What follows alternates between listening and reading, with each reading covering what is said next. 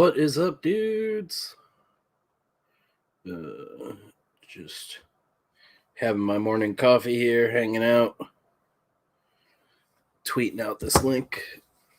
Let's see if Jeff or Ryan are around.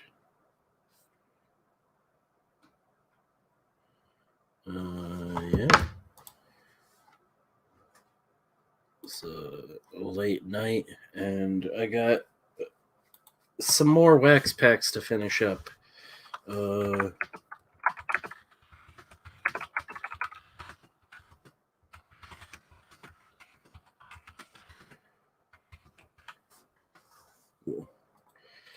That sent out to the dudes. All right. All of our YouTube hours are finally catching up. What's up, Ash and Jackal? I'm just having my morning coffee. I gotta jet to the bank in a little bit and deposit a bunch of cash. Lots going on. Yeah, Frog G. For a while, I was actually doing morning streams like almost every day with Kayla and Carl O'Rowe. And I just got really sick and busy catching up on City of Rot stuff, so I haven't had time to do it. I've been sleeping through most of my mornings and working really late, but we're going to get back to it soon. Today was just good because I got lots of work going on, so I'm having a coffee, relaxing. Then I got to run some errands really quick, get back here, work on Clint's wax pack order. Finishing that up today so it can ship out. And yeah. Kitchen is finally almost done. So there's Nick, one of the other people. I'm racing to the bank so I can pay these dudes. Yeah, Nick, I should be heading to the bank after this stream. So now I don't need to message you. What's up, buddy? Hopefully you're having a nice vacation. I don't know if you're still there or if you're back now. It's been a fucking crazy week. I'm here verbally arguing with contractors all day that I didn't even pay because this kitchen was a gift to us. But I'm like, it's not a gift if I have to redo the whole fucking thing after the fact.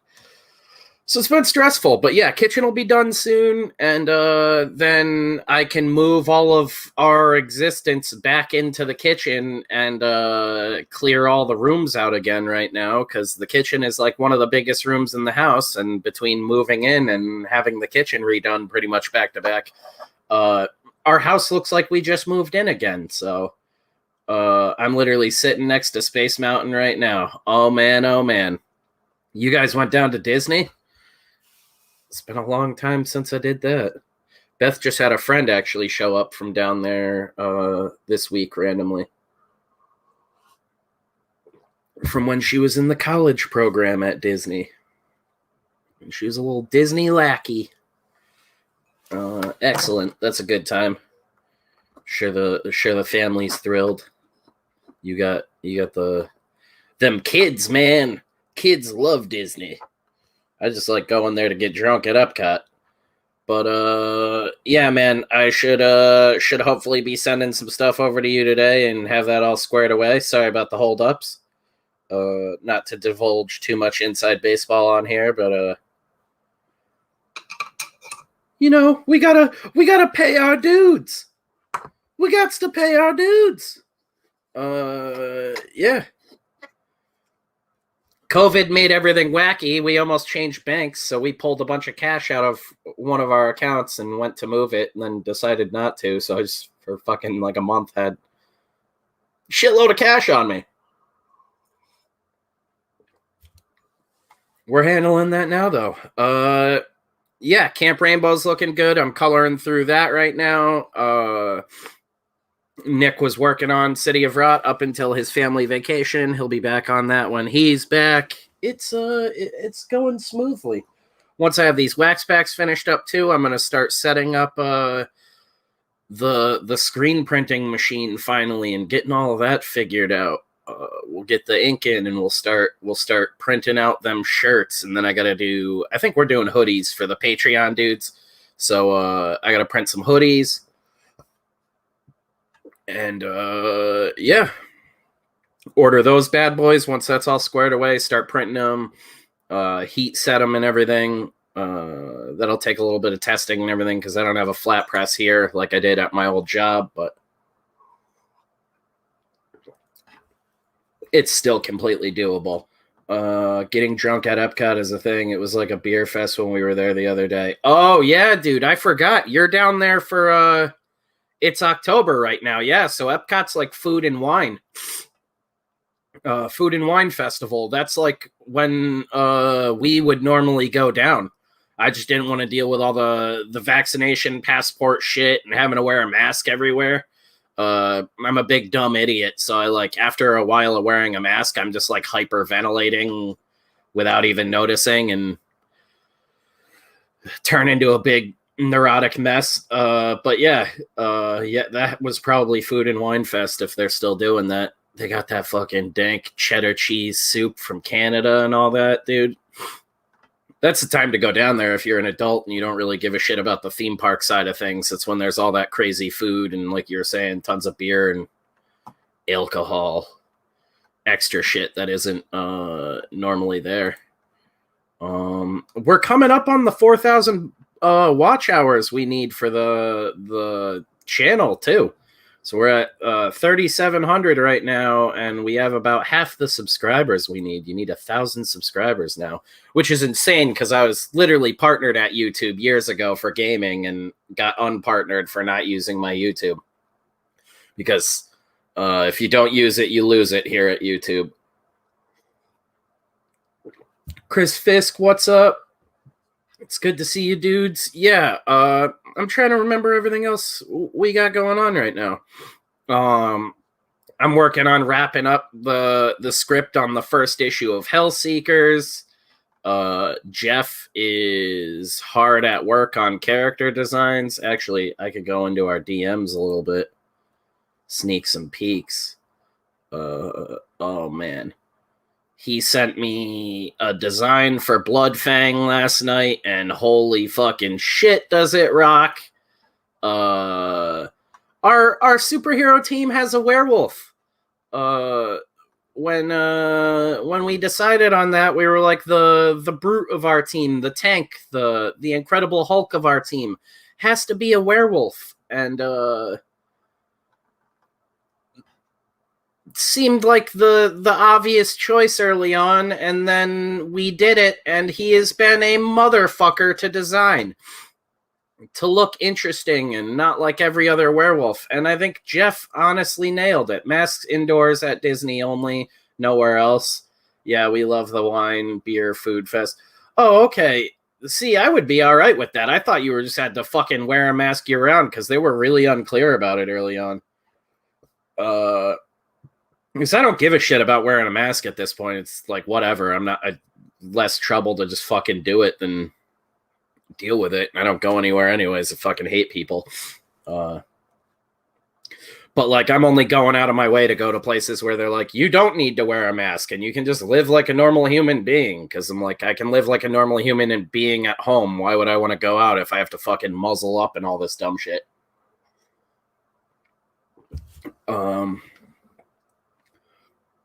But yeah, that's rad. Let me see. I'm trying to figure out a way to share some sketches. You can also see Jeff's feet. That's why I think this is hilarious. Because he just sent like cell phone pictures. I was wearing masks around you. We're doing Universal tomorrow, and they don't have any mask policy before the pandemic. Aggressively relaxing. That's an ominous statement. Who is this? Yeah, we're doing Universal tomorrow, and they don't have any mask policy. Yeah, Universal, I mean, has always been buck wild before a pandemic or anything, so they'll like spit in your mouth at the gate. Here, how do I share this? There we go. We'll show the face and the edge of Jeff's feet.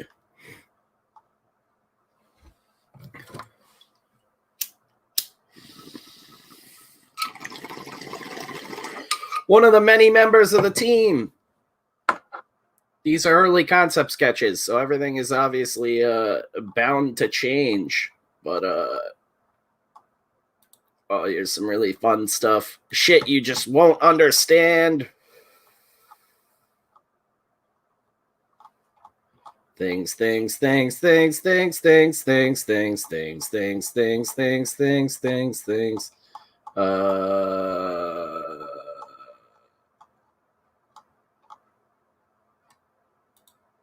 Yeah.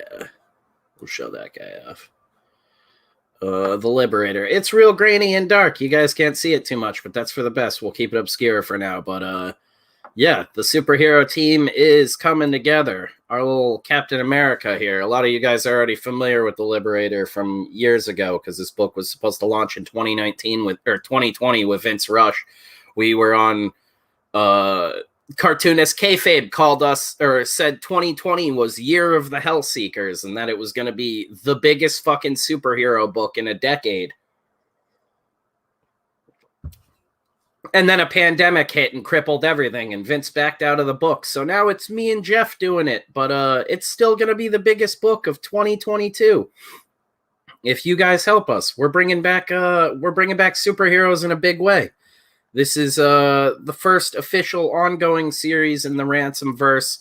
It's going to pick up right where Voidwalker and Can't Kill Cade left off. I can even say Can't Kill Cade and Voidwalker will both show up in this universe at some point.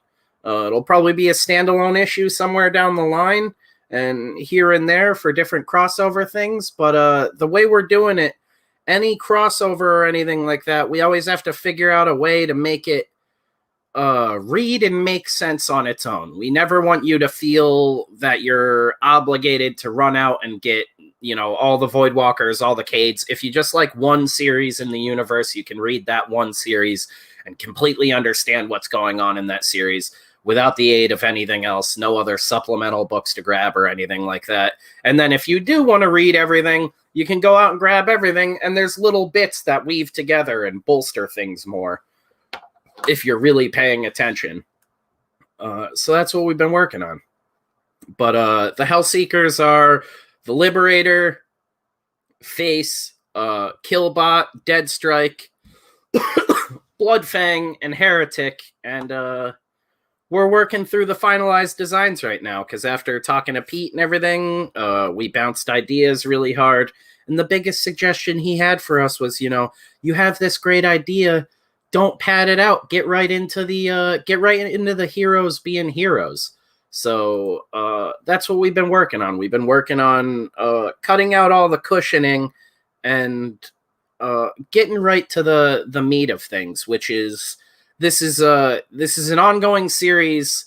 The easiest way I've always explained it, and pretty much how I pitched it to Jeff, was imagine Image era, like late 80s, early 90s, like the Muscle era of superheroes, the ultimate team. These guys were like the Avengers of their time, and they called it quits for reasons we're going to get into in the series.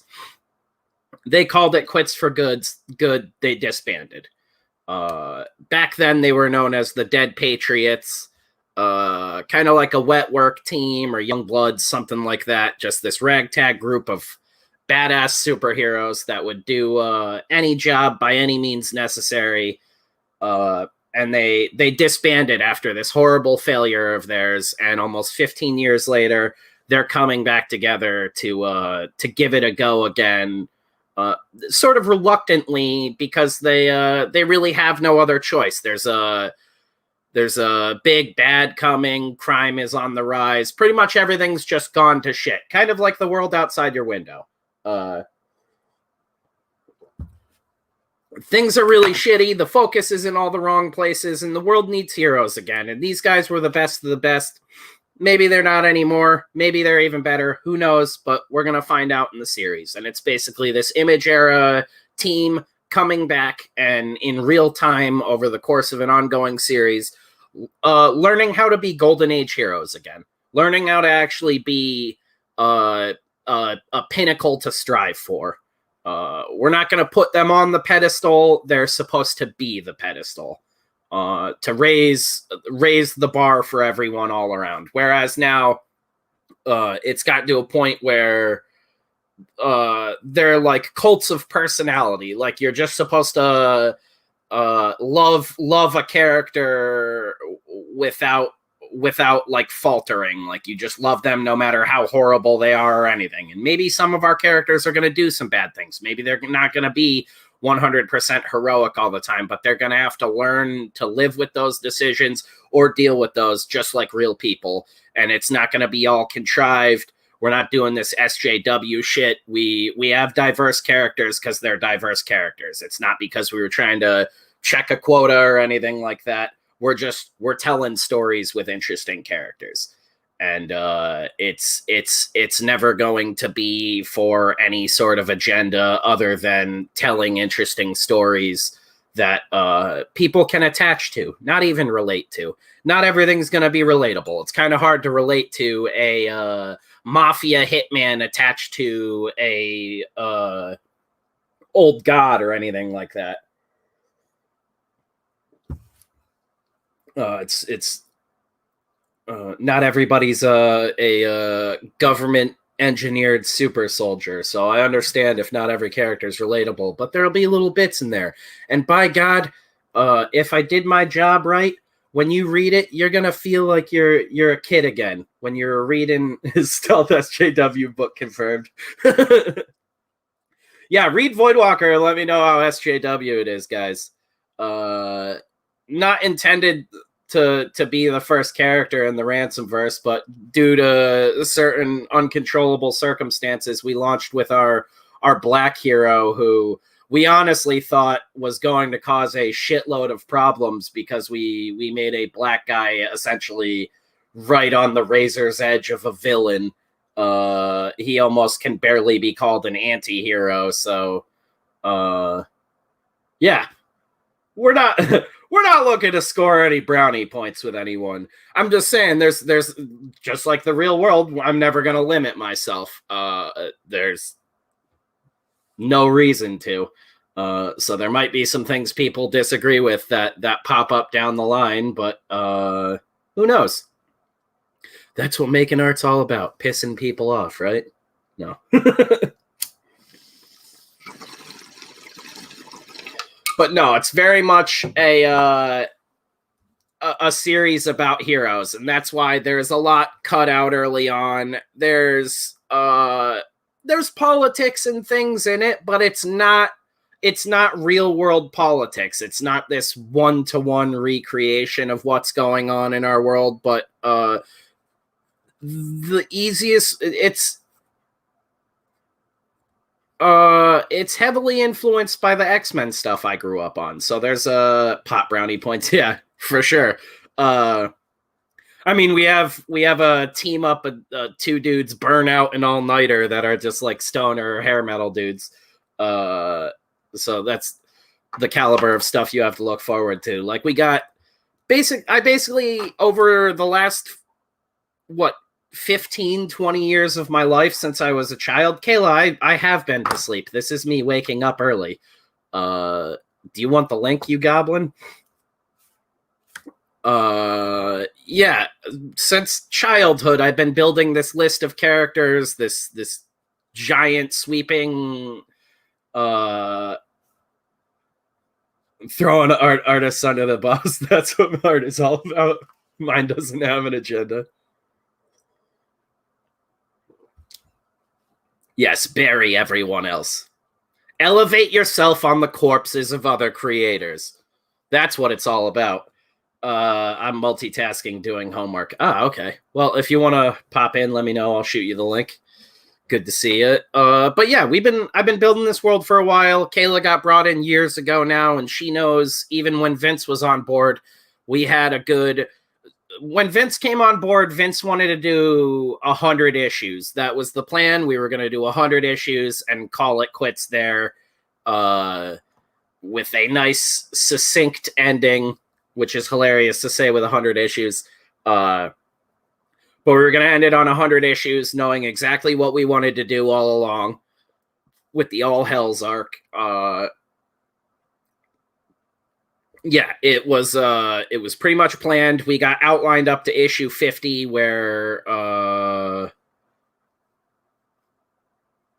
essentially a lot of little arcs. There's the Phantom Ender arc. A lot going on up until issue 40-ish, where we get into some new stuff. I can't really talk about anything, so this all just sounds like gibberish.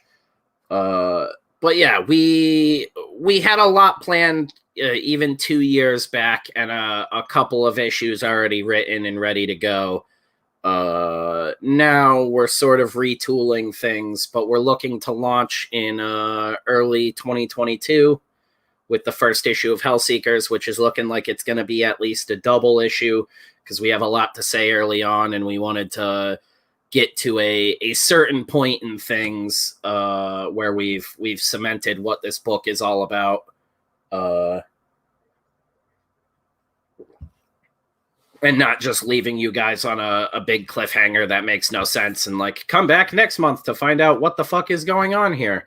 It very much establishes the team by the end of the first issue and gets right into the thick of things. So when issue 2 rolls around, we're immediately into the all right, they're a team again, they're established, we're getting out, whether it's sort of like a villain of the month thing or just different things. We got solo issues, we got, you know, maybe the Face goes off to team up with a new hero for a day, which does happen early on. We're bringing in Silver Slayer, who is a character Jeff and I actually created for Tomb of the Black Bloods. Well, technically it's the second iteration of him, so Silver Slayer 2, but we're bringing him into the fold soon. You'll be seeing characters from Can't Kill Cade and Voidwalker showing up, supporting characters and things. Lots going on. You'll finally get to learn more about the director and all these fun things. And I'm most excited to just unveil the cover with all the finalized heroes and everything, especially after seeing how Jeff envisions Bloodfang. Like, kicks absolute ass. I can't wait to fucking show Kayla all the designs. And then, of course, the holiday special, which turned me into a little soft boy, and I'm real excited for. If you guys are big on Christmas and the holidays in general, like I am, I think you guys will really dig that. It's both genuinely heartfelt love letter to just like everyone supporting us over the years, and like a love letter to just the holidays and the shit I look forward to in life. And then it's just really fun. It's equally split. It's kind of a heartwarming holiday special and just like over the top ridiculousness. There's some funny bits. I know there's a short with a big character death in it, so that's fun.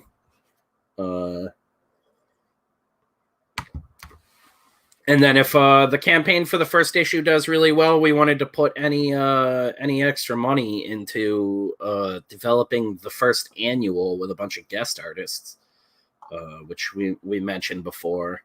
I mentioned the other day too. We talked to like I reached out to Narwhal a while ago and some other guys, and I'd really like to get a bunch of different dudes on there. When the first issue launches in fall, I can now say officially Frege is supposed to be doing a variant cover for us. So he is one of the variant artists on issue 1 of Hellseekers. Jeff's doing a wraparound cover for the main cover. Frege is hooking us up and helping us out with a cool cover. I think he's going to do the Liberator, but we said he could pick who he wants to draw. So who knows who he'll end up with. It'd be cool, honestly, to see him do any single one of the characters, but we're getting that squared away. And then we wanted to get one other artist for a second variant just for the campaign. And we were only going to print like a nice round number of the variants, so they'd be limited, like whatever the campaign got, and then a little bit extra for us for comps and stuff. And then it was just going to be the main cover for the wide release, but now I don't really know. But we'll see. If we do end up getting a second variant cover artist, we have a couple people in mind. And then I was talking the other night with the dudes, and it almost makes sense to see if Malin would be interested and get a Frega v Malin going on the campaign. Pit my senseis against each other.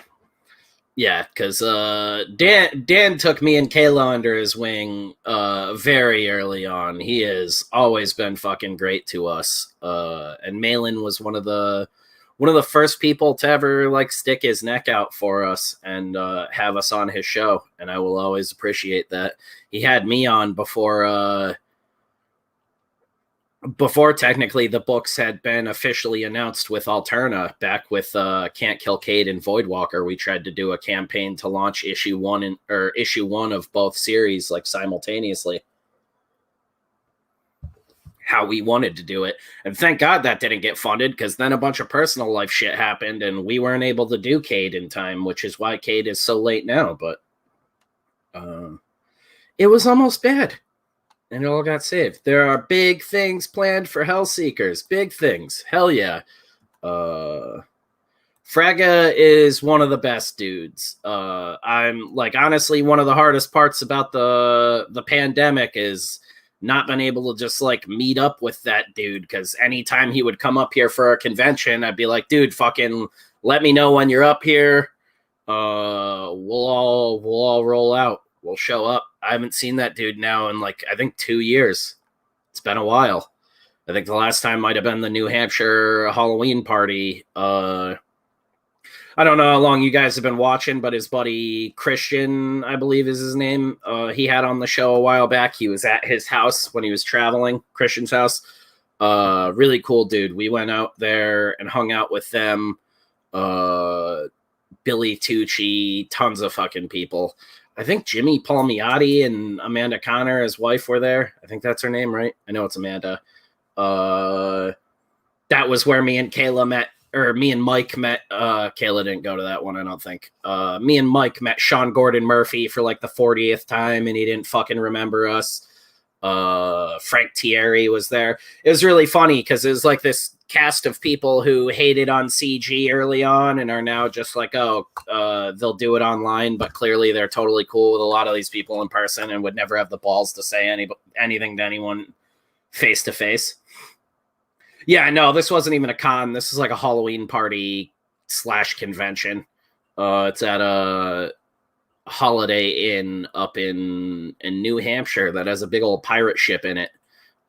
It was the night, if you guys have ever seen the stream where Dan rapped live, I was trashed. Yeah.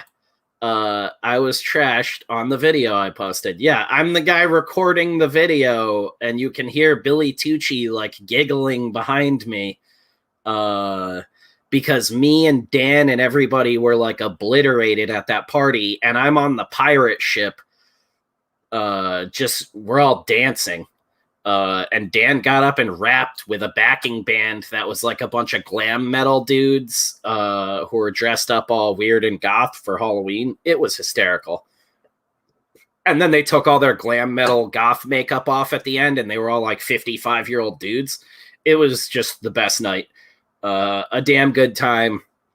Dan is one of the most genuine dudes in the industry. Like, if you haven't gotten the chance and you have the chance to go to a show, if he's there, swing by his booth, talk with him. He will rope you in. The dude has got a magnetism like none other, and it is 100% genuine. I've had a lot of very long fruitful talks with that man, and it was a nice change of pace from meeting everyone else in the comic book industry who are very similar to the tattoo industry, where they kind of act like you're stealing fucking bread off their table if you try to get any advice or anything from them. It's a big bummer, but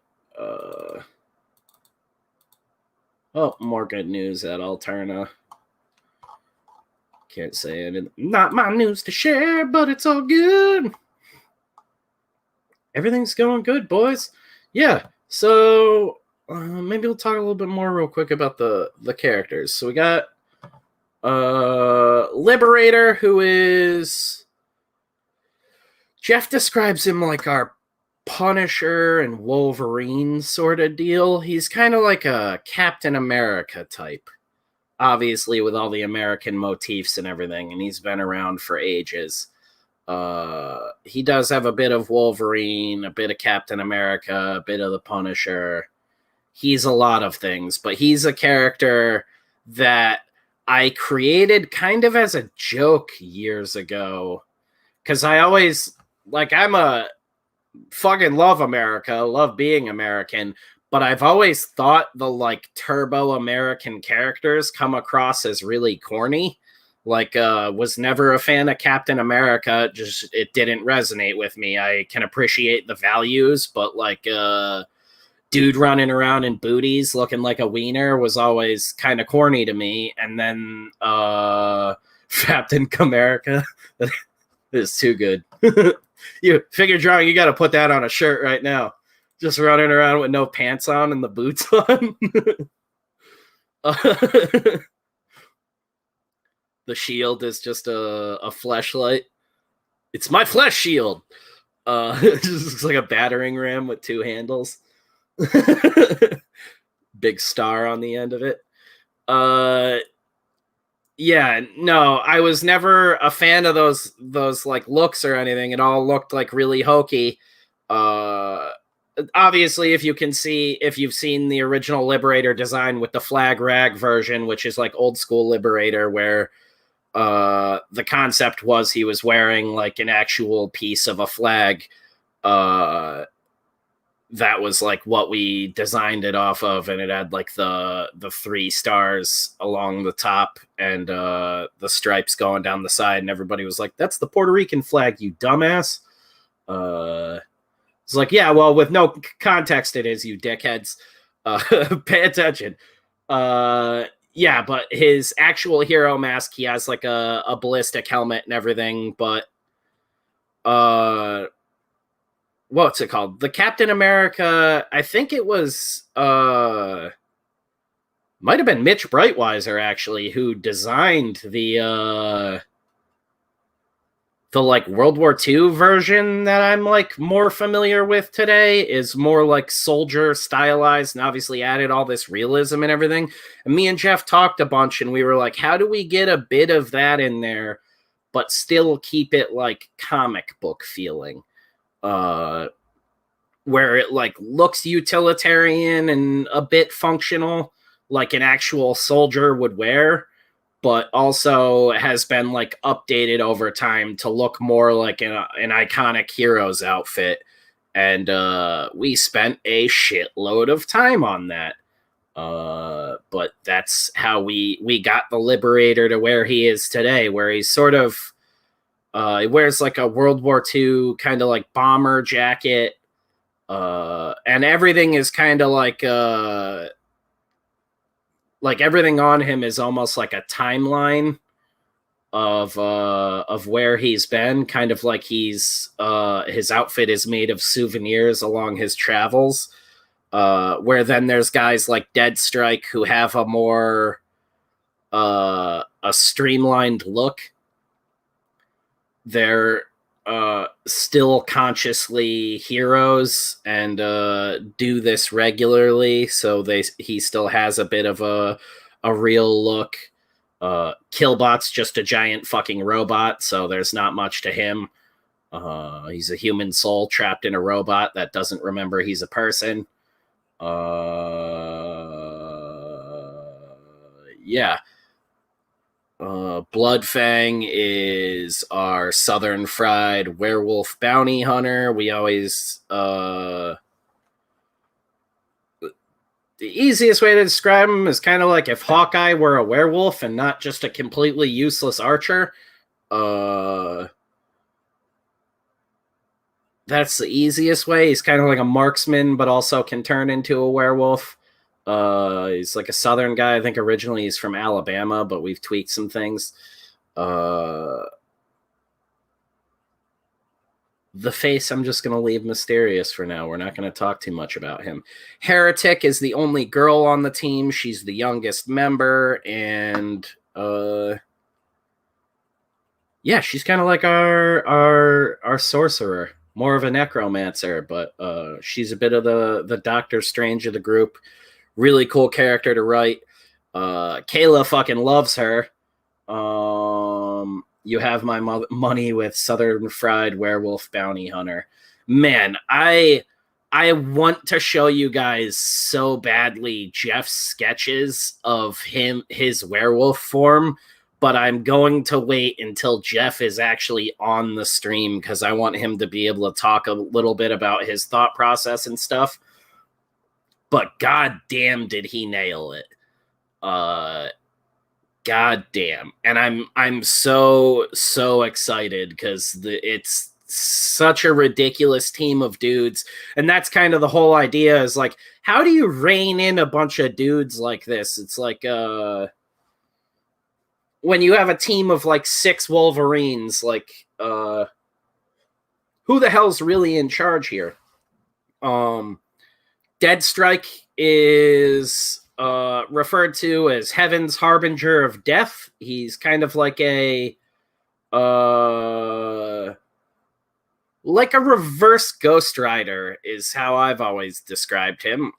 He works for Heaven, but the work he does for Heaven and how he got his powers basically means he'll never actually be able to participate in Heaven.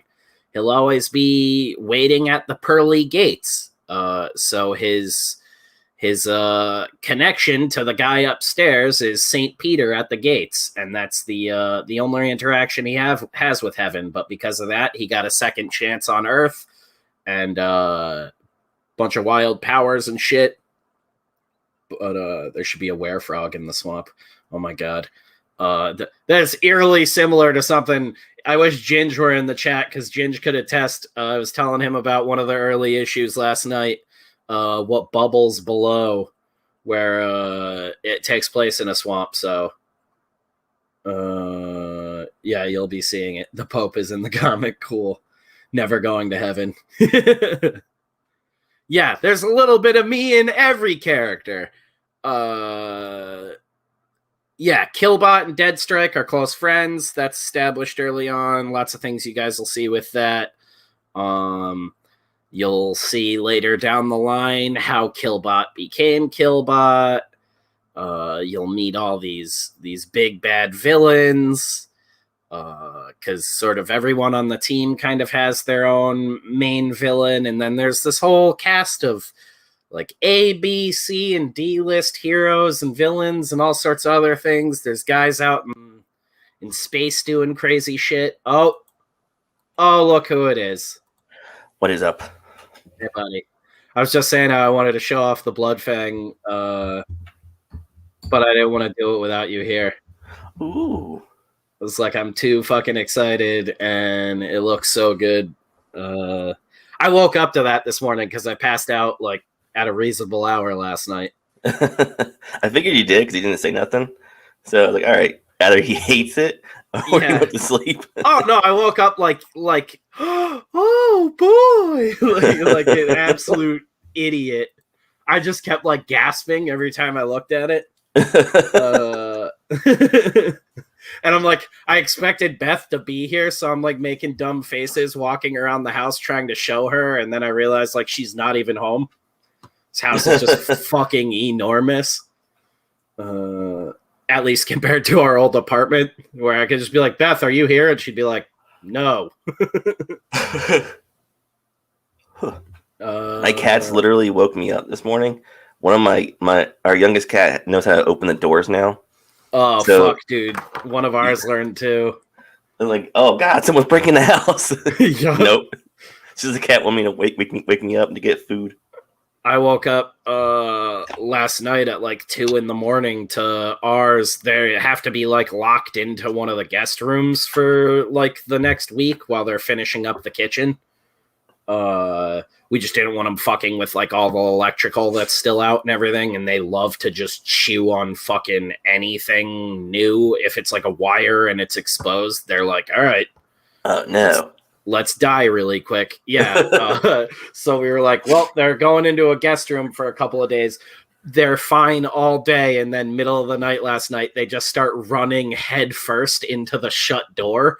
And you can hear them run into the door, slam really hard, and then fall over and just be like, and then do it again. And I was like, stop! Like, those cats are like half goat. Yeah, I'm like laying in bed like, you guys are going to hurt yourselves. Stop it. Was your underwear mysteriously on backwards after you left? Yeah. Diddled by your cats. Your little baby feet are in the background of these pictures. Are they? Jeff's little baby feet. You can see them dangling. Yeah. It looks like Jeff's 3 feet tall with the feet of a toddler. That's my secret the whole time. Yeah. I'm built like MODOK. That'd be amazing. You just been hovering in a chair the whole time. Yeah, man. Oh, that's not my feet. It's my dick. Yeah. I can't zoom in on it. It just zooms in on the... Oh, I think Kayla's coming on.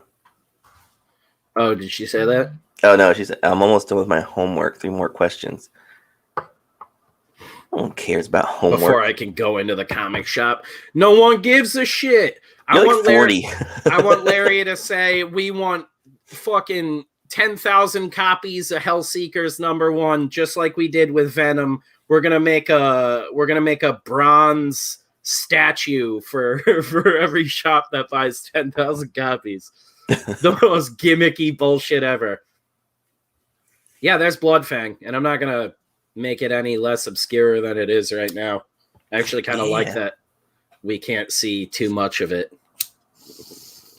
Yeah, so with Bloodfang, I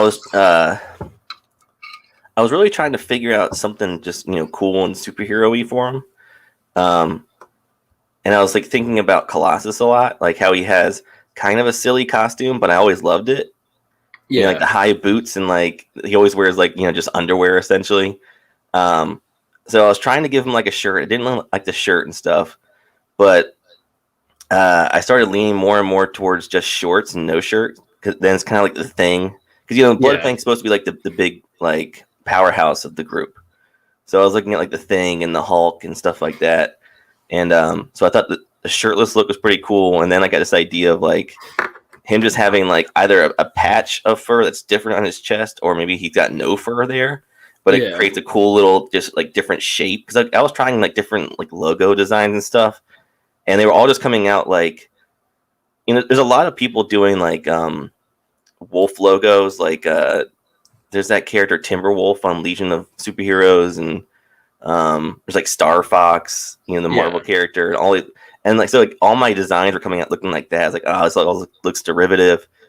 And then I love the fucking like leg bracers too, with the like it almost looks like you put like those like bungee dongles on it. Yeah. Because like the idea is that like when he grows, he's growing like I don't know 7-8 feet. So his boots and his pants would connect when he's human. Yeah, but when he changes, they all start like expanding. So his belt kind of has like this pro wrestler look to it, big and bulky, but it has these like bungee cords in the side, so it expands with him. That's immediately what I thought when I saw it. I was like, how the fuck? None of this was me. None of this ever came to my head. Like I told Jeff, it's a werewolf like the Incredible Hulk. Like doesn't need to be like the most massive version of the Hulk ever, but he's supposed to be the tank of the team, so he's noticeably larger than everyone when he's a werewolf. And then when he's a normal dude, you kind of don't know who the tough guy in the crew is until it's way too late, and that's why he was like an interesting character to me early on. Plus, he's kind of like the comedic relief of the group, where he's so strong, he's pretty much confident in any situation and knows he doesn't need to take things too seriously. But that's why was always like one of my favorite characters on the team. But I told these guys when I started the stream, like, could not fucking figure out what to do with him visually at all, other than he's a big fucking werewolf in shorts. And then, like, you sent this, and I was like, holy shit, the, like, pro wrestler look. It immediately reminded me of, what's his name? Is it King in Tekken? I'm a huge Tekken fan, like, I can't think of his name, but... Yeah, that was it. He was one of my first, like, thoughts. I was like, what would be kind of cool? And I was thinking about King and his boots, those like classic Japanese like shin guard boots. Like, how the fuck did I not think of that when like 9 times out of 10 my biggest inspirations are all from overseas in Japan and shit? And I was like, I saw it immediately. It was like, this is perfect, Jeff.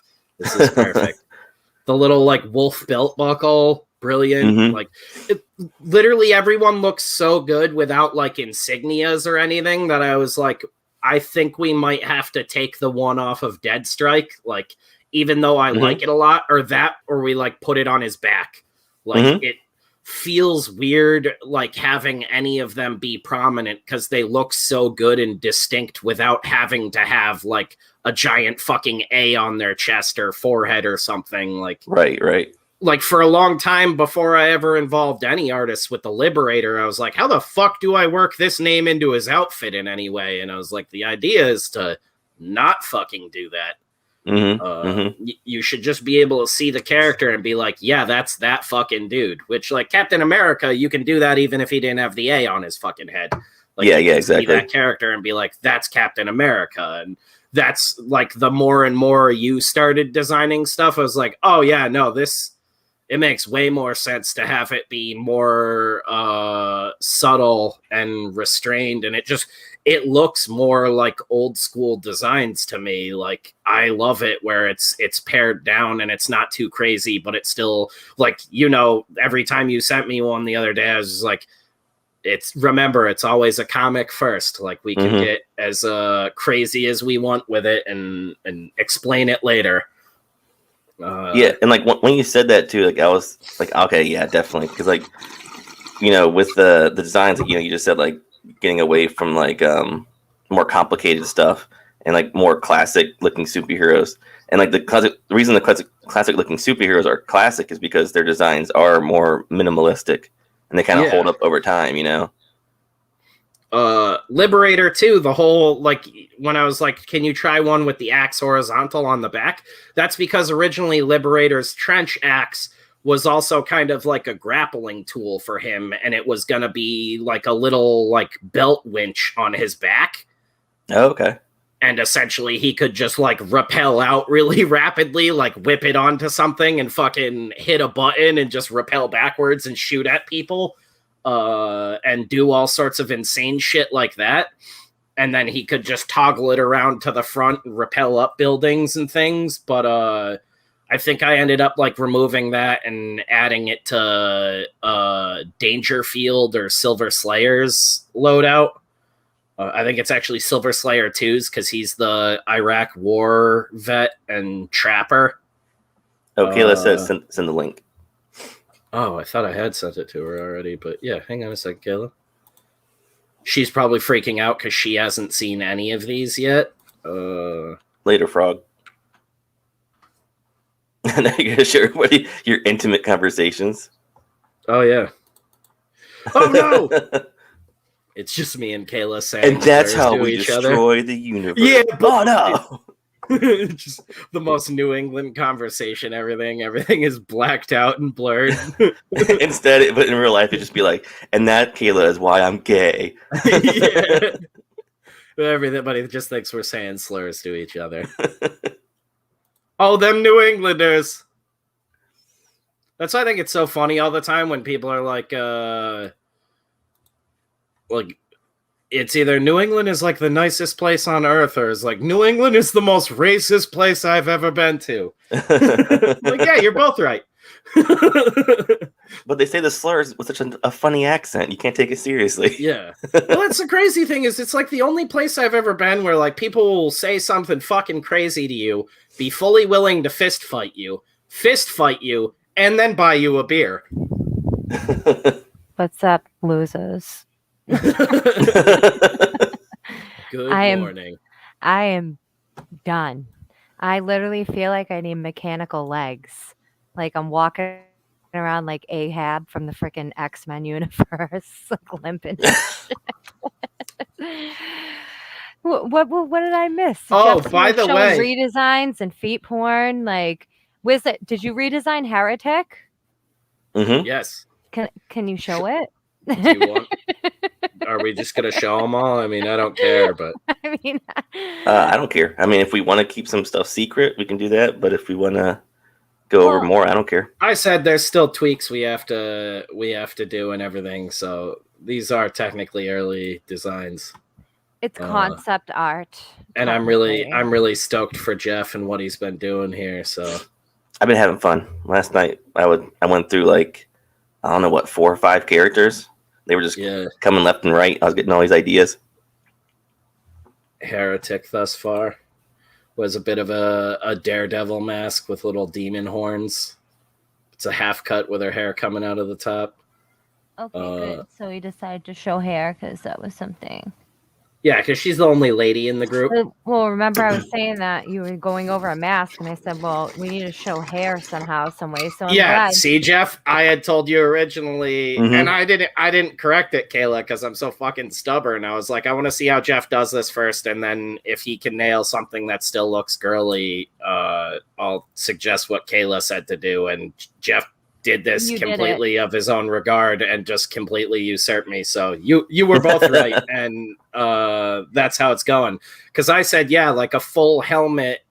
I think I still want to do that with the face, just because the whole idea was when they finally get back together with their private investor is how I'll explain it right now. That's where the outfits come in again, and they're like, we did new costume. Yeah, they're like basically like we've done some updates, and that's what's revealed as what we're doing here. But I love that. That's very, to me, that the hair factor is very important to me as a woman. You know, especially if we want to broaden our horizons and have women in the Hellseekers audience. It's important that we keep her tough looking and that she is also has well, that's the whole thing initially was like I had talked with Autumn Ivy forever ago, and she was actually supposed to be involved in a short film project that I'm trying to do, but I ended up like loosely basing Heretic on her early on, and the whole idea is Heretic's like just barely 18 at the beginning of the series. And I like the whole idea of like the Jim Lee. That makes me think of like Jim Lee X-Men, where Jean Grey had the head thing, but her hair was showing. I like that with the horns. Yeah. Well, that's the other thing is she's kind of like our like Jubilee, like she's taken under the wing of the team kind of reluctantly early on, and that's sort of the story of the first issue and how they're becoming this new team. She's the our Hellseekers. Little rebellious angel. Yeah, and demon. Yeah, one of the more interesting members of the team too, and this is the character who Kayla is probably doing a short for the annual for, and then possibly a couple solo issues down the line. Gerald Lang asked if we caught the writer of Rad Rose promoting a Pizza Open Mic yesterday. I think it was the writer Pretty Funny. Yeah, David Chisa. He's a good friend of ours. Chisa. He's been on my show. Yeah. He was like, wasn't he like our first, or like one of our first guests on the pod? I don't even know. I think who he was the first first one was anymore. It wasn't him, right? On Mortal Kombat. He was on Mortal Kombat. Yeah. Okay, then my memory is not that bad. Yeah, I remembered the name of the episode. Actually, In about an hour, the new episode goes up on patreon.com/deathcurse. If you're on a patron already, you can sign up for a fucking $1 a month. It's like $12 a year. Supports us in all of our crazy shit, and it gets you access to our stupid podcast and all sorts of behind the scenes stuff, which has been very slim for the last like 3 months, but we have a lot in the works that is finally going to start getting posted. Waiting to hear back from some other guys that were supposed to be a part of the Death Curse launch that don't really seem to still be interested. I'm not sure if they are, if they're just busy. We're going to clear that up and everything. If they're not, we will find out some sort of replacement or whatever. But just talked to Padrino yesterday, so stuff from his book will get going soon. We're supposed to hopefully start up on art for Kayla's book next month. And I'm gonna figure out when I'm coming down, because this week would probably be preferable. Oh, okay. Well, I was gonna say I might not even have a fucking kitchen by the end of this week. So well, we'll figure it out. I mean, if I have to wait, because I start my new ABA job and I have training at nighttime. Yeah, place is still in shambles, but we'll figure it out, woman. Don't worry. Okay. I still got shirts to print and stuff, so it's not like the stuff is going out for a week or two anyways. I already said that to everybody, unless there's a few people that just have the books, and then in that case, I will have your ass race down here for an afternoon and drive home at the end of the day or something. Yeah, I can do that. Yeah, I can do that. It's not like I don't go to bed. Well, besides yesterday, I was wiped. These tourists are killing my soul. What kind of lens did he have on his camera? It totally cracked me up. Oh, I'm not even sure what lens it is exactly, but I know he uses like a DSLR setup, kind of like I used to have. But I'm like, I'm an ugly ass dude. People don't need to be seeing me in like 4K.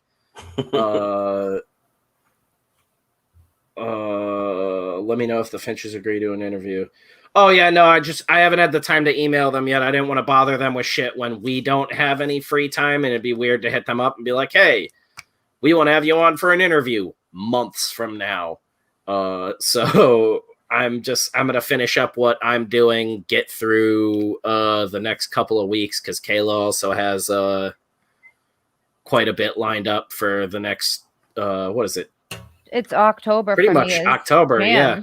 Your jam. I'm not even doing full interviews we have this October. Oh shit, yeah. Today's Tuesday too. So yeah, we got all the Alterna dudes on tomorrow night for a little Alterna fall pre-order hangout, going over all the awesome books. Anyone that's there, I'm actually gonna hit up that group chat and see who's actually gonna be there tomorrow night. And then next week after that, I have Adam Lawson. Yes, Adam Lawson. We're going to be trying to figure out maybe like a November. We'll do a Friendsgiving hangout where we'll have past guests on. Yep.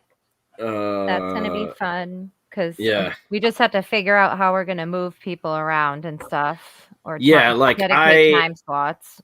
I don't mind doing a giant show. It's just like our dumbasses are loud with like 4 people here. So it's like we get 4 guests in here. It's insanity. And then we can have technically 6 guests with 4 of us here. So you could get 10 people in all together, but that gets absolutely out of control. Speak of the devil and he shall appear. We just was talking about you. David Chisa, the man of the hour. Gerald Lang talking about how much he enjoyed you on Pete's show. And here you are. Amazing. Lurking. Good morning, buddy. I believe we'll be seeing him tomorrow night during the show. I used to lurk on all the YouTube channels I would watch. I would be too scared to like write in chat. Like, you nerd. This is like even like Fragtober this year. I'm like, I'm just gonna write in chat before. I don't even think I made my point. Fucking new episode of the podcast goes up at noon today. I don't remember if I said that now. You did. Yeah, in about an hour. Episode 25, which is fucking insane I thought about that last night, and what is that? Yeah. We're past 6 months, Jeff. Of the pod? Yeah. Damn. It's like almost 6.5 months of fucking doing that insane shit. Technically, it's been even longer because we've taken a couple of weeks off here and there, but don't we have isn't our like 1-year anniversary for Death Curse coming up soon? Mm-hmm. Yeah, it's insane. Yeah, when I started streaming, it's coming up upon it. Just to think, I was really like. Have you been on Twitter for a year now, Kayla? Yep, I hit a year, and then I started streaming. It was October at some point. Was when I first started jumping on. Yeah, streams. I was gonna say. I thought we started. I think it'd be around now. Yeah. Yeah. I'll have to check that. I'll have to go back and look at our live stuff. Oh shit, Donald Delay. Oh, in chat. I'm looking back. You missed. Dude, we sang so much insane shit in the new episode of the podcast. I have to apologize to anyone and everyone that's a patron. Oh God. This is why I don't do these podcasts anymore. Yeah.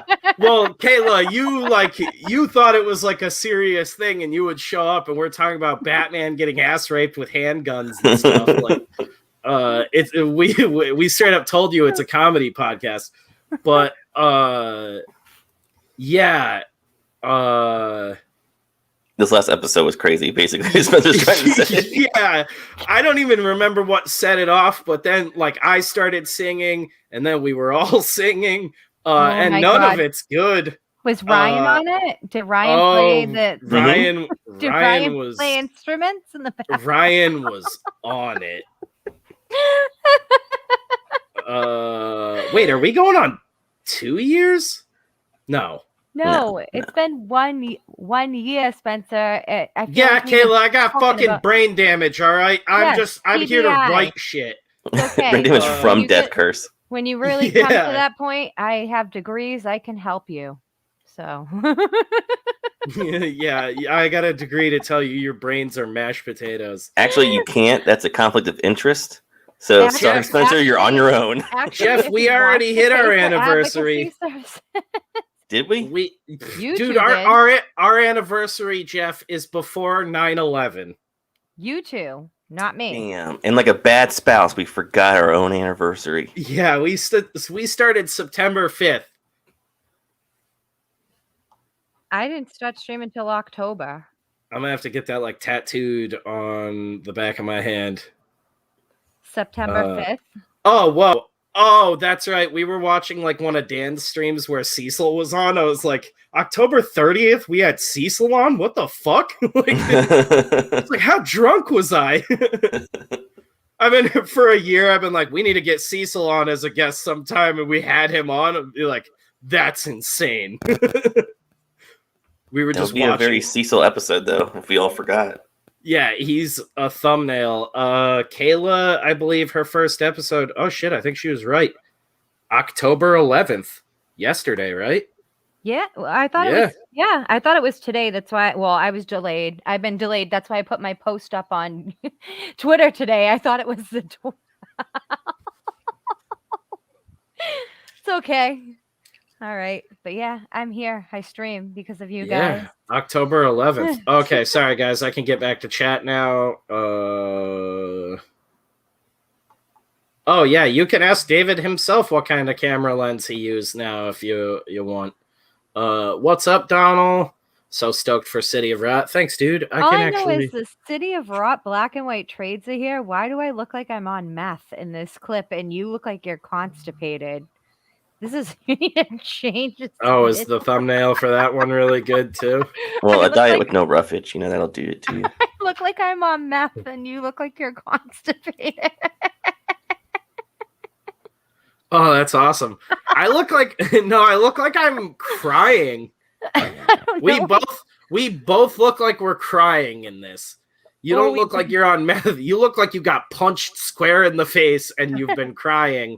Did you guys scream after an argument? No, I look like I'm crying violently, like I'm holding my dead son in my hands. Like I'm screaming, "Why God?" But then the thumbnail off on the right on my screen is me holding the book open. Yeah, hang on. I'm just gonna share this screen. Later, Rex. Yeah. On the right, it's just me holding a book open. On the left, it's me and Kayla both look like we're crying. I don't know. Oh my god. Gotta finish lunch and get some work done. Take it easy, Rex. I gotta see. I don't know if like there's a package being delivered or something, but my house is like thumping and shaking right now. So I have to step away for. Is it your goat cats hitting their head? Yeah, again? you guys hold it down. Yeah, it's either my cats fucking killing themselves or I just got a package, so I gotta go check on that. Yeah, so after this, I'm gonna get back to Hellseeker designs. Got a few more characters to work on. Killbot being one of them. Oh, that you know what? My dad when the first the Zero issue was done with Vince, obviously we were redoing everything, but my dad, like the one character that stood out to him the most was Killbot. Oh yeah? Like, yeah, my dad's like, I want to know more about this guy here. Is he human? Is he an android? Is he this? What's the deal with this dude? Like, Spencer's like, what the hell? Are you writing the book? What's going on? But my dad, like right away, he was drawn to that character out of all of them. Like Spencer's like trying to talk to him about the Liberator. And my dad's like, no, I want to know what's going on with him. That's funny. So yeah, he's gonna be the one I think is gonna be like the most challenging to work on. I think Vince did a really good job too with his design. So gotta find that right balance, you know?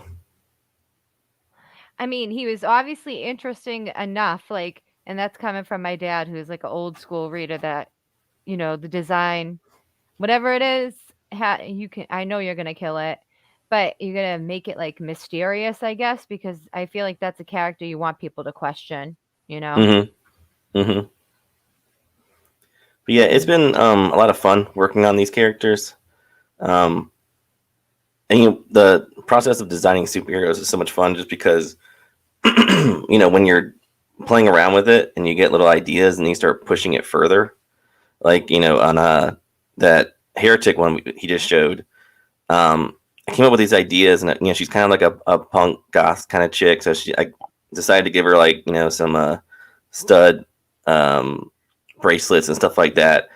But then I was after I started throwing all these little bits and pieces on her, I did just a little quick sketch at the bottom of the page, and I decided to like amplify it and like animate it up a little bit. So now these stud bracelets are more like giant spikes, like Chun-Li style.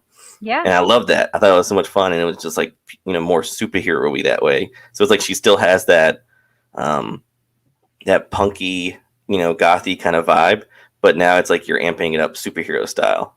I'm just glad that you decided to show hair, in all honesty, because he wanted to cover up her hair, and me and him, we must have been discussing it for, I don't know, I have a 4.5-hour conversation recorded because he expected me to remember everything. He goes, oh, well, we're going to go over issue 1, and talks about a whole year worth of issues. I'm like, after 40 minutes, I was like, I need to record you because I can't remember all of this. So one thing was going on about her design was to like to cover her hair, not to have her hair showing. Should she have short hair? Should she have long hair? And I'm all for her having long hair, and I wanted it exposed. And there was a way that we could have some kind of face mask or helmet that the hair can be exposed, and with the horns. And I think you conveyed that. Like that's how I pictured it in my mind. So, well, that's the thing. Like, you know, some of these characters, like we're doing very like, you know, our take on superheroes, but like some of the characters are very superhero-y in their costumes, and some are more like Liberator is more utilitarian because he's just like a soldier and stuff. So, you know, I wanted his stuff to kind of have that more like baggy feel, but I didn't want to have all the superhero costumes be like all the stuff in the mid 2000s where like everything had to have seams and piping and be realistic. And so like with her, I was thinking of like Spartan and Gambit and stuff like that, where you have that weird like cowl where the hair pops out the top.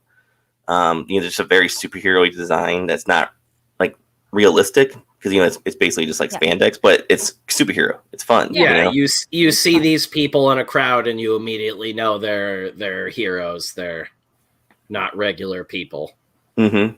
And that was the whole, like, we talked a little bit about it, like, the only one that should fit in if you, like, drop them into, like, a military setting is really, like, the Liberator. And even though the face is also a veteran, it's not, like, a huge part of his identity that he shares with the world, which is where they're different. The Liberator kind of didn't have a choice.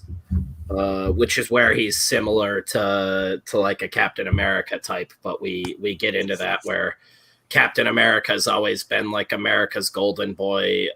Liberator is kind of like libertarian Captain America. He's very much got his own ideals and thought process on what America is and what it means to be a real patriot, and that's part of what his character arc is, and that's what I mean. We still deal with like real world ideas and stuff, but I'm trying to do it in the way comic books did it when I was a kid, where you didn't feel like it was this forced down your throat 1-to-1 of what was going on in the real world. Like, I don't want to have some goofy fucking president that's senile and doesn't make any fucking sense in our world. Like, we actually I joked early on with Vince years ago before like things really took off and got like super crazy, that we would like reference the president in the world but never show them, and it was like all of the ideas we had for it, everybody would have just assumed the president was Trump, and that wasn't even the idea. We were just like, he ended up being a very comic book world president, which is why I thought the dude was so hilarious. But I was like, we would have been doing jokey, not realistic things, and everybody would have just assumed it was Trump because we don't show him. And we'd really so I sort of politics here. We don't. That's the whole thing. That's why I reworked it, and I was like, we're gonna have to show the president, but he's just gonna be like a guy in the world. Like, I'm never gonna do that. We're endorsing Obama on the cover of Hellseekers or whatever. Yeah, like, you're right. Yeah, because I don't fucking do that in the real world. It's always cringy. Like, I don't care, which side it is. It's always cringy when you have the superheroes like, this is our guy. It's like, fuck off. The Liberator endorsing like Ralph Nader. Well, what happens with things like that, okay, is basically you steer away a whole audience away from that. Yeah, you steer away half your audience, and you date the shit out of your book. And that's the whole thing. Is like, I always want it to be timeless, and you to be able to read like solo issues and arcs and just enjoy them on their own. Like, hey, I haven't read all of Hellseekers, but if I read this Terror in Texas arc, like, I'm gonna enjoy it just as its own story, right? Like, yes, that's what I want. If I grab this solo issue, like the What Bubbles Below issue, you grab that. That's a fun little like throwback story to real old school, like D-list sort of when heroes and villains were all kind of corny and ridiculous. There's other more serious stuff. There's big downtown battle one early on with some ridiculous characters. That Obama comic book and the flying fat chick with Hillary was ultra cringe. Oh, I don't even know about that one. I know what one you're talking about. I don't even like when doing all that shit. Sorry. I don't even like when you include like a real celebrity in a comic, because it's the same thing. Like, you have a superhero and they'll be like, you're a great citizen and a good person, and then like 10 years later that person gets exposed for like raping people. Jeff says that now, but if we can get Mark Wahlberg will cameo in the Ransomverse. Or Christopher Lambert. Ooh. Let me hit up Mark Wahlberg. Use my Massachusetts connections. Yeah, right. Imagine. Hey, Mark. Let's get you, Ben. Kayla's like, my cousin, Mark Wahlberg? It's like, that's the one you guys were talking about? The one from Boogie Nights and all that dumb shit? I'm going to get John Cena, too. No thanks. And I'm gonna go and hit up Bobby Brown. You can't see me. I don't want to. Bobby Brown would be cool though. I'd fuck with that. Bobby Brown in the Ransomverse. I'm really excited to unveil Dangerfield to the world. There's a lot of cool villains and stuff. Actually, I think I still have that open. Liberator, Deadstrike, The Face, Bloodfang, Heretic, and Killbot. Dangerfield. All sorts of fun ones. Where's the rest of that list? There we go. Yeah, Jeff gets to help me design all the gods. There's a lot going on in this universe, guys. Hellseekers also has, this was one of the things I forgot to mention. So it's a big series, and there's also offshoot issues that introduce characters that exist in the world but don't exist in the mainline series, like the Neverender that we've talked about a little bit, Jeff, but that's another one I'm excited to design with you. And that's sort of this whole cosmic side story that will tie in down the line eventually, but early on just stands alone as its fun sort of fantasy story, I guess. Space fantasy. So Jeff's gonna have fun with that. That's what's so fun about the story. Like, once you sent me that like breakdown of all the different little issues, ideas you had, and the specials and stuff like that, I was like, oh, I get what we're going for with this. This is gonna be a ton of fun because it's just gonna be big, crazy comic bookiness. Yeah, I think I'm up to like 50 or 60 issues on that thing now too. I mean, like I was saying on Pedro and Ginge's show, like, after reading it, it just reminded me of all like the classic like X-Men, comics where it's like you have all these crazy adventure stories, but then you would also have like these annuals where it's be like the Christmas edition, Yeah, like it's just fun stuff. I can say the first big like ongoing arc of the series is like bringing in the first big villain and introducing that, which is the Liberators Villain, who's now mentioned by name early on in issue 1. And that's, there's a good 15, 20 issues before that's concluded, but that's every one of those issues is kind of like a standalone story where he's just the villain in the background building up to a 3-issue arc at the end of all of it. And that's when we get into another one you mentioned on Pedro and Ginge's stream, the open call issue, which is the superhero Kumite. Yeah. Which was like, oh fuck yeah. Like, of all the shit you mentioned like one of my favorite ideas that I came up with early on. Well, it's like I said, like, just those two words together, superhero Kumite, is the coolest collection of words ever. And I told you, so this happens pretty fucking frequently. Like, it's happened so much with me now that I like have lost count, but I had a character named Bloodsport, obviously inspired by the fucking the movie, I mean, and then fucking the new Suicide Squad came out, and that was Idris Elba's character, and I was like, motherfucker. And I did not remember that character ever existing in the comics. Dude, we had to look him up one night. Yeah, I was like, what the fuck? Is this like a real character? And I've just like memory hold it. And I couldn't find anything on the character existing in comics. I didn't look that hard, but I was like, well, can't use that now. And it happens fairly frequently, but that was the big one. I was like, well, I can still use the idea of like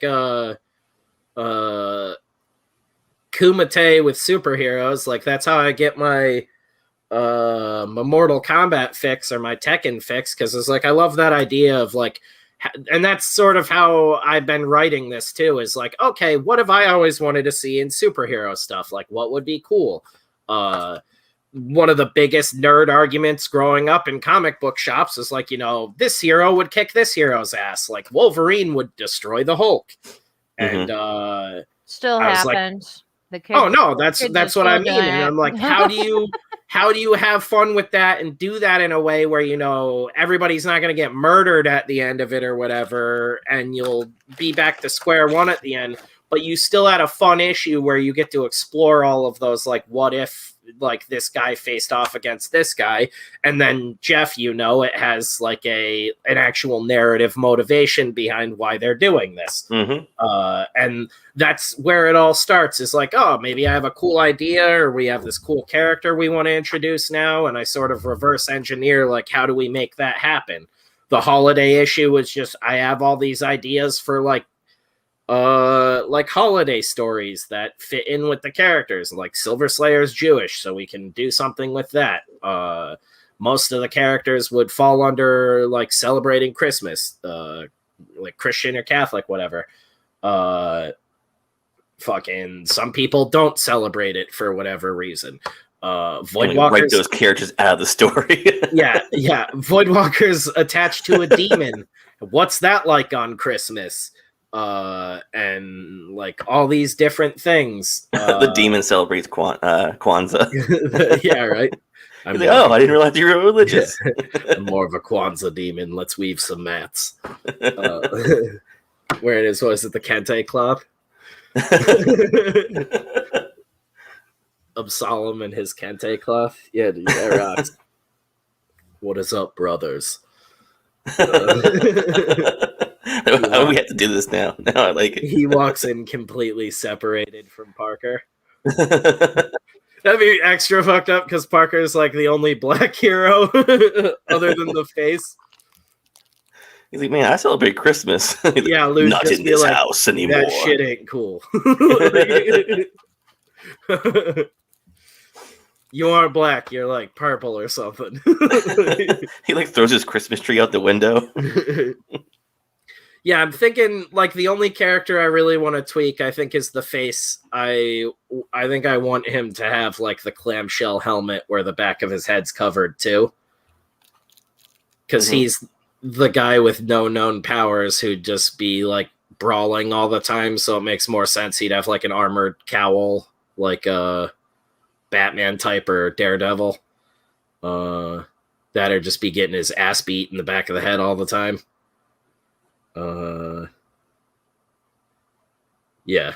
Oh man, I think I hear my cat trying to get into that room again. I don't know, a single black American that celebrates Kwanzaa. I genuinely, as a kid, thought it was like a made-up holiday, because they didn't even like mention really like a black angle to it or like an African angle to it or anything. We didn't really know its origins. It was just like kindergarten and first grade at this school I went to. It was like, and then there's Kwanzaa and you weave mats, and that's why that's like all I know about it. Like, I kept wanting to call it Kwanzaa when I was saying it just now. Oh man. Yeah, I should find out more about Kwanzaa. I'm not even trying to be offensive about it. I just genuinely don't know shit about Kwanzaa. Maybe it's a dope holiday. Who knows? I wonder if there's like any special... We appropriate it. We start dressing up. Yeah, there's just has like the dankest holiday food. We're like, oh shit, Kwanzaa rips, dudes.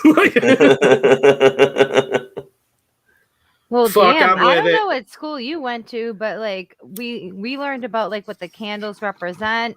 It basically goes on from like actually the day after Christmas, like the 26th. Are you mixing Kwanzaa and Hanukkah? No, this is it's okay. Kwanzaa's got candles too. Yes, this is what I'm saying. Well, no, I moved. So Kayla, so I moved schools. I moved schools in the middle of like elementary school, and one school was like really on top of all of that shit, and then I moved to like a really poor town where the school had like nothing. Like you had to bring your own like paper and shit to elementary school. We learned it was like a Pan-African holiday, and I believe that it was started like celebrating in the 60s or something like that, believe it or not. That's when Kwanzaa started. So Kwanzaa's like the it's a new thing. It started in the 60s, and That's it's that new for shit.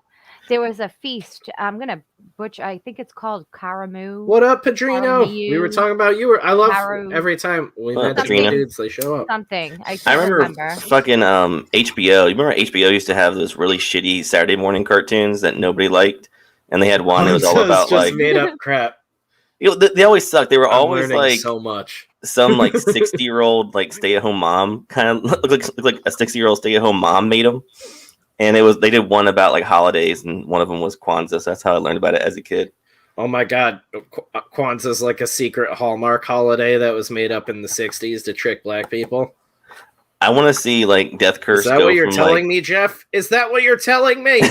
I want us to go from like one-man gang in WWF when he became Akeem, and he started coming out with like dashikis and like African hats. Just a white dude rocking all that. We're gonna get killed. Oh God. Why did I volunteer to come on again? Call everyone brother, man, till we get our asses beat.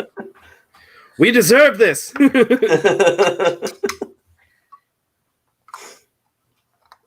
Yeah. It's crazy too, because that shit looks fucking awesome. All them tribal designs. They have like a candle holder thing. Tribal clothing just all looks like those guys all have done like mushrooms. They're just like, we just want cool shit to look at while we trip. That's why all of our clothes look insane. Oh, it's like African tie-dye? Yeah, dude. Like, you just fucking drink some ayahuasca with all your brothers and trip dick and stare at each other's shirts. No touching. Yeah. Nobody fucking touch me, brother.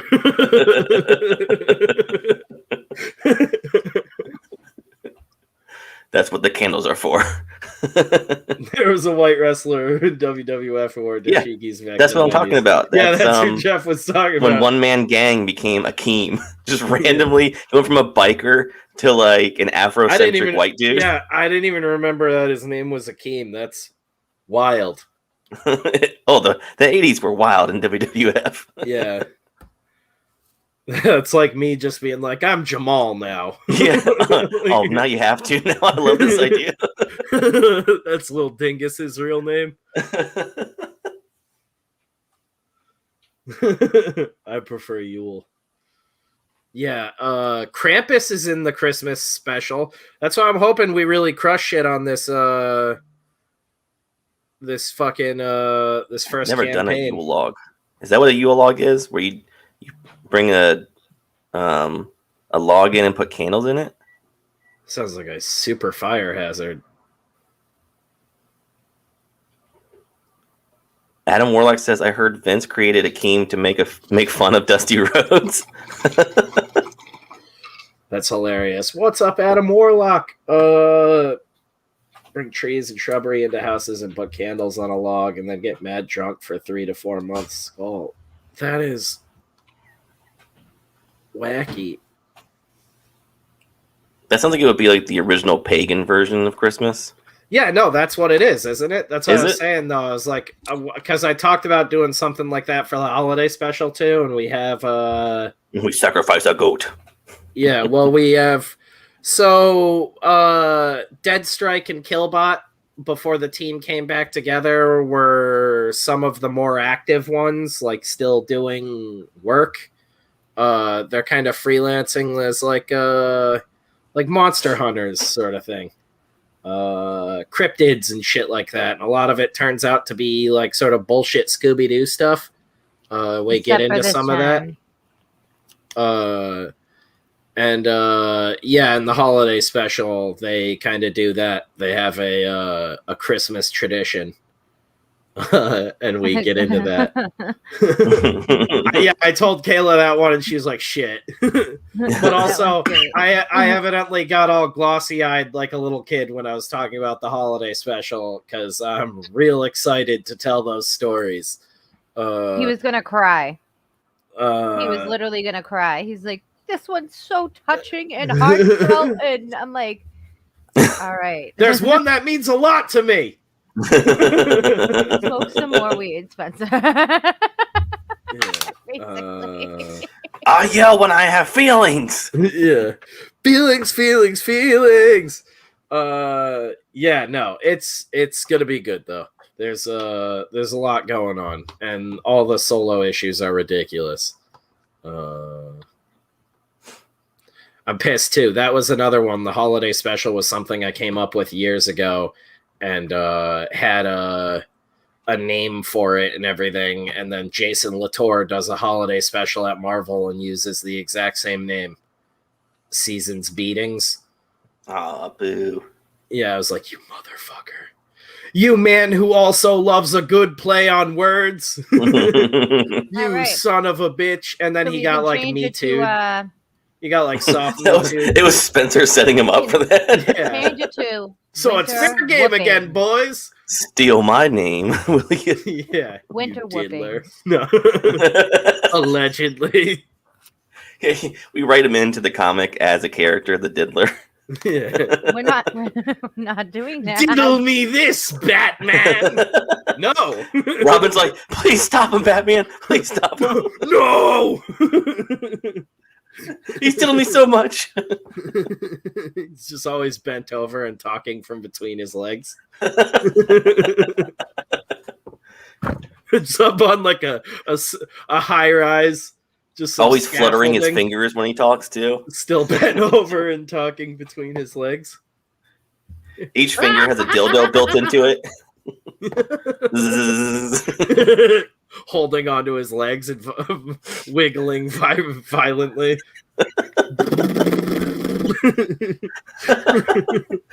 Helicopter propellers come out of his butt so he can fly away.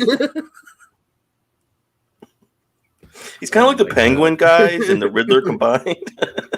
Yeah. You guys are going to love the Ransomverse. And this is how we create ideas. Yeah, I was like, I'm going to stream for like a half hour, have my morning coffee, relax. We're an hour and a half in, going strong. The only superhero that's also an ice cream truck driver.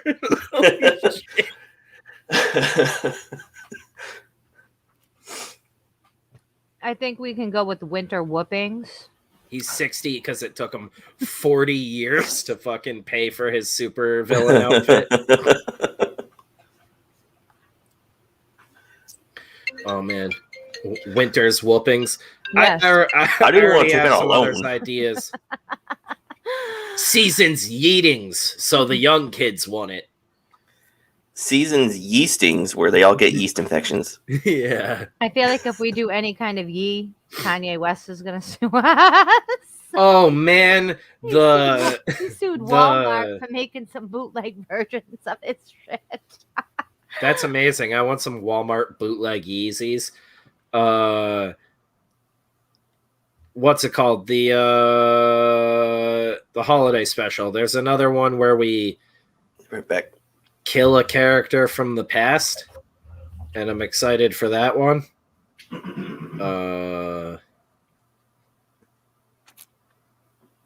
I have an idea for a carnival story. Nerd. I can't wait. There's so many characters to design that like every month is going to be a new Frosty Fistings. Every month will be a new excitement. But no, I'm dead serious. I do. I have an Welcome idea back, for a Ashen. carnival story. Good. We'll talk about it when you come over after we get off the stream. Well, after we get off the stream, it's probably better while some of it's stuff in my thing. Yeah. Season's yeetings sounds hilarious. Just have one of the heroes whipping a baby into the atmosphere. Well, it's an evil baby. It'll be okay. Yeah. It's a demonic baby. A Beyonder baby. Yeah, no, it's gonna be a good time. It was really hard to decide on what would be like the first 4 issues of the series. There was a lot of discussion about that. Like, I basically laid out like 2 or 3 hours worth of shit to Kayla, in real time. 4.5 hours. Okay, whatever. I wasn't paying attention. I know you weren't. That's why I had to record you. And then I was like, so which of those should be the first 4? She's like, what? I was like, first of all, he literally goes, we're going to discuss the changes in issue 1. Then he goes through a whole year worth of issues. I was like, all right, I had to stop you. What are we even talking about right now? I'm like, this is all in the first issue. And he's like, no, you dummy. This is like over the year. I'm like, you said issue. I'm like, I'm recording you from now on because A, I'm not going to argue with you. And B, I need to know what the hell you're talking about. Because if I even play this recording, Jeff, you will fucking die. Because he's like, yeah, that can never see the light of day. That'll literally spoil the entire series. Then he does this. So what do you guys think? He doesn't give you time to answer. I think you can. Then he does this. What? Then you get this. 4.5 hours. I'm like, holy fuck. I had to do several recordings because I couldn't. After a while, my recording thing was like, new recording. Some say Spencer's still talking. Yeah. Whatever. He doesn't even breathe air. I'm like, how the hell do you get this many words out possibly? I didn't even get through all of it. That was like the first 20 issues we got to. We got to the end of the Phantom Ender arc. Dude, no, you were saying you were talking about beyond that. That's why I recorded it. I said that afterwards. We have, so I still, like I said, we planned to do 100 issues originally. The big Phantom Ender stuff was the opening arc, ending with the like modern day conclusion. There's like a throwback arc in the middle and some other stuff. But there's all these single issues in between leading up to it. But that's like figured out within the first 20 issues. That's the first real big arc after we established the team and everything. And then we have like the last like 20 issues figured out.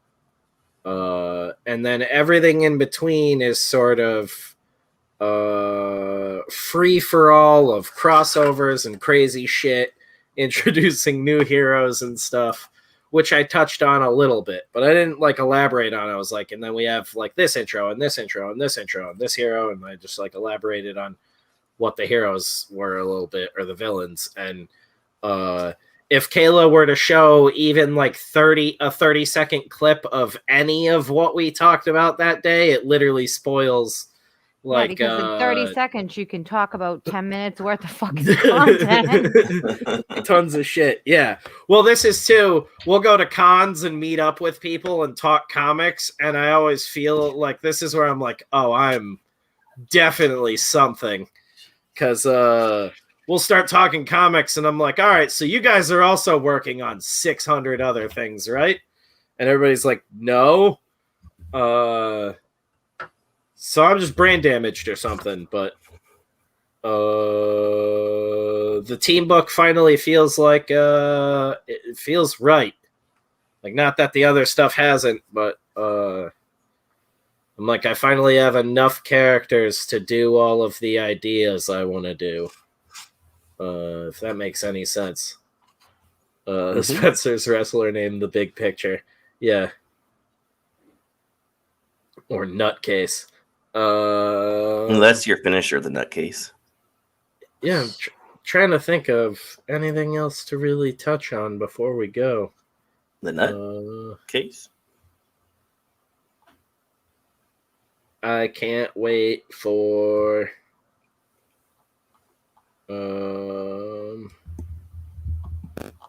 yeah.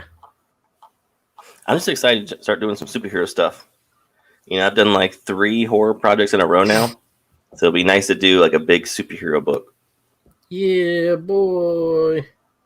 You cut your teeth on a bunch of horror, and now we're going to do somewhat all ages team superhero series. And then we'll get to come back Camp Rainbow at some point. I'll say it's all Hellseekers. I'll say it's all then we're gonna finish my book at some point. I'll say it's all ages. I literally just said while you were here that we're most likely getting started on art sometime next month with your book. Actually, it was with Kayla, we announced that we canceled it. Goblin, yeah. It wouldn't surprise me. We're gonna, because this woman won't shut up. Kayla Me Too'd me. Huh? Yeah, from all the way down That'd in be Florida. hilarious. That sounds like Let me tell you, there would be no Me Too because there would be a death. I would be in jail. That I would never even put myself in that position. She'd bob at you. I would there would not even be a chance. I feel like you would have a lot of people in Me Too if you wanted to. Yeah, the life of an e-girl. A whole bucket full of penises. I am not. Don't call me an e-girl. Oh my god, that's. I don't. Should I not stream anymore? Should I? I don't even have blue hair. Take off your cat ear headphones and put it down. Listen, I got the cat ear headphones. Turn in your cat ear headphones. My PlayStation headphones broke. And these were cheap, and they give me my basic bitch look. Yeah, that's a pretty good argument as to how you're not an e-girl. I don't know. I'm not on Twitch. With your cat ear headphones. I'm not on Twitch with my cat ear headphones. I mean, I can take the cat ears off at any point, but I think it's. The truth is out! Yeah, I just found out I can take them off. I thought they just slid. They actually come off. But you like the way they look, right? No, I don't care. I just care that they're working headphones and they cost me $25. Look, it's just 82 says cat ear headphones, e-girl confirmed. No. Someone's paying attention. If I was an e-girl, where's my money at? Shit. Whoa! We're not a monetized channel. One day. That'll be weird. It's just going to be every super chat like feet pics. Just going to show new pictures of artwork. Everything's just feet pics with a question mark. Yeah, they're all for our Jeff. Feet, though, that we're saying it's Kayla's feet. Kayla's got hairy ass feet. Oh no! It's all going to be for your feet after them character concepts. Oh no! I hate feet. Well, that's what you say now, but you also said you didn't like your cat ear headphones yet. Here we are. Yeah.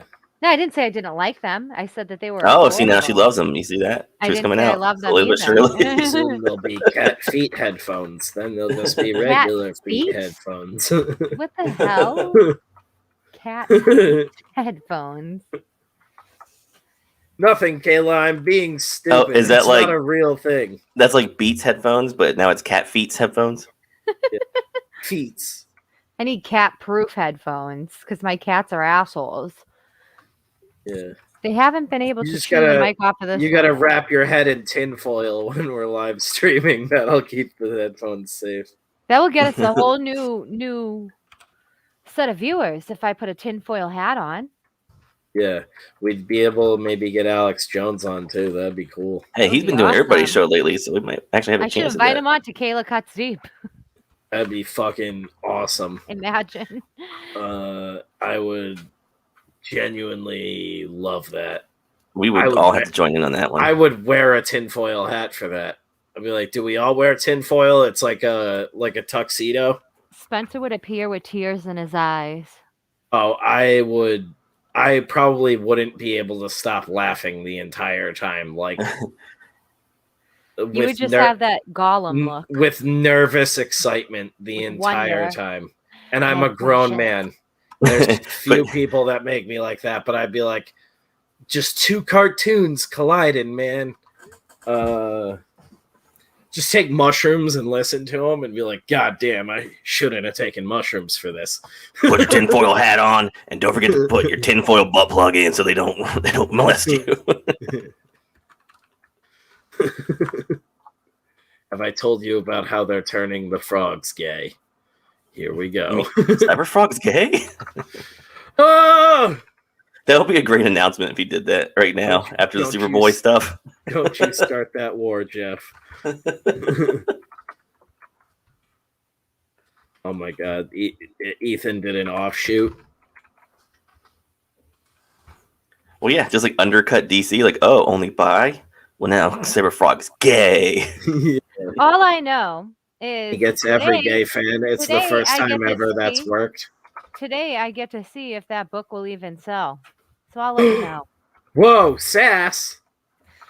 You guys today got some? I will see if it will even sell, because I can tell you that that I Am Not Starfires. I have two funny stories about what has happened in the shop so far. The first one, we have the Harley Quinn like life-size statue, and this kid is like to his father, "Oh my God, it's Harley Quinn!" This little boy, and the father goes, "Oh yeah, she's hot," and the kid's like, "But what about mom, Dad? But what about mom? I thought mom's hot. Why are you saying Harley Quinn's hot?" I was like hysterically laughing. The father's like, no, your mother's hot too. I meant like your mother's hot like Harley Quinn. You are going to get me killed. Like it was so funny. And then the other thing is the mother was looking for apparently only like 3 copies of that book sold of I Am Not Starfire. So oh, really? they're like on a rack, and they're just sitting there, but like they're out. So this mother comes up to me and she was very angry about the book, and she's like, "Why is this in the kids section? This is not a children's book. I don't want my kid reading this shit. This is negative." Like going on a whole thing. I'm like, I agree with you. And I'm like, I agree with you. I agree with you. She's like, my 5-year-old, she's like, my 5-6-year-old, and she's like, my 10-year-old, I would never let even look at this book. This is very negative. I thought you said my 5-year-old. I was like, what is she feeding that kid? Well, she was just literally very angry over the holy fuck, let him read whatever he wants. He's going to be 30 you know soon. what's the most interesting thing? The kids aren't really He's signed for AARP soon. The kids aren't, you know what more kids have been buying? Back issues. Crack. Like, and that makes me so happy. Like they're going in and buying crack back issues. They were going in and buying back issues. I was like, wow, this is awesome. And it's like awesome because like kids will pull it out. Heavy metal because it's got boobies in it. Well, the kids, like, they have an idea of what they like. No, it's just me. Like, they'll be like, this looks like, yeah, this is Batman. This is how Batman looks. Like, you know, like, it's funny because I think kids are very honest. Gay. You know? Sorry, that's Superman shit. So, I don't know. I ruined my own joke. There are Superman rules. Yeah, it's like, hate to break to you guys, but Superman was gay before DC said so. I've never been a Superman fan, so I just care less. I just want to see Jeff if it likes it. Well, I'll see if it sells Dad's or not. leaving for Harley. What a nightmare. Yeah, he went out to smoke some cigarettes and bang Harley Quinn and never came back. What's up, Johnny Cage? Is there a particular book that the kids are going after in the back issues? Was that a headline already? Because that would have been the joke headline to run with. It was like, DC says Superman's gay. We argue he always was. Kayla, is there an issue that like, or a run or something that the kids are going for in the back issues, or just anything? They're going for like anything that's like anything that's Jim Lee looking X-Men stuff. Oh, they're getting like Jim Lee X-Men run. They're getting New 52 run on Green Lantern. They're getting all new X-Men, the Grant Morrison run. I don't think I've read like very much of the New 52 at all. A lot of Spawn. Spider-Man. The only thing currently that what was the shit where Batman sat in that stupid God chair and everything got really dumb? Metal. Oh yeah, the Bat God. the metal thing. Bro, I'm in a god chair. But like anything that's like sitting in a god chair. Can I even finish this? You're asking me, and I'm trying to give you answers. Learning all the Batman lore. Some things that are completely sold out are things with characters that are obviously featured in movies. No Captain Marvel. Was that Scott really Snyder?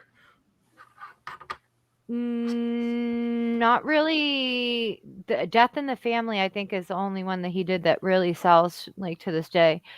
But kids aren't drawn to that. They're drawn to like the Miller looking Batman stuff. They're looking for like big, beefy, like the Jim Lee style, Frank Miller style artwork. They're getting books written by like Jeff Johns, who isn't he canceled? Didn't they try to cancel him? Yeah, they've tried a couple times. Yeah, they like getting a lot of books, his stuff. I was actually very surprised. The only one thing that really sells for Marvel is Spider-Man still. All Spider-Man sells. Like, yeah, Aftershock and Image sells, I think, he's also the one that's like least changed now, right? And then manga. Crazy manga. We can't even keep it up. Well, yeah, I figured manga. Yeah, of course. And gaming. There is a huge thing for gaming. Believe it or not, comics are they're not the top seller in the shop at this moment. They're not. No, everybody knows that. So that's I gotta wrap it up though. Oh, okay. I didn't realize it's news. No, are you a lifestyle brand or what's your? I'm both. He's something. He's a creature from the lagoon. Oh, horror stuff sells too. The kids, the White Lagoon. These kids are buying all the Freddy and Scream figures and Creature from the Black Lagoon and Nosferatu and stuff. Paused for a minute. Walking Dead stuff sells still. Game of Thrones stuff sells. Lord of the Rings stuff sells. Harry Potter. Like it's insane. This one kid bought this Sauron figure. I was like, yes, God loves, man you're kills, an awesome rips. Kid. But yeah, I gotta wrap it up. Thank you, dudes, for watching. Thank you for hanging out with us. We went for almost 2 hours when I planned to hang out for a half an hour. So yeah, thank you, and we'll see you later. All right.